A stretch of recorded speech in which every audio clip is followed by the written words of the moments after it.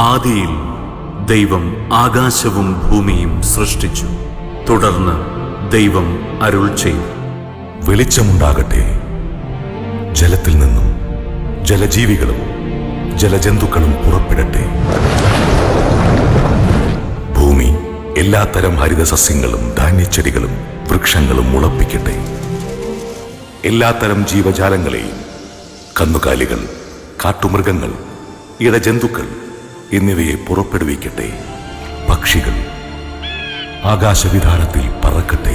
സൃഷ്ടികൾക്കൊടുവിൽ തന്റെ ഛായയിലും സാദൃശ്യത്തിലും ദൈവം മനുഷ്യനെ സൃഷ്ടിച്ചു. മനുഷ്യന് വസിക്കുവാൻ സ്വർഗസമാനമായ ഏദൻ തോട്ടമൊരുക്കി. ആദിമ മനുഷ്യരായ ആദമും ഹൗവയും ദൈവത്തിന്റെ കൽപ്പന ധിക്കരിച്ചതിനെ തുടർന്ന് മനുഷ്യരിൽ പാപം കടന്നുകൂടി.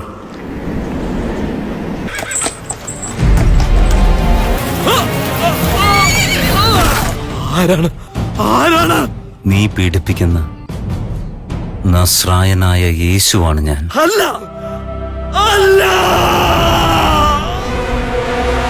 വലിയ കാഹളത്തോടും ശക്തിയോടും മഹത്വത്തോടും കൂടെ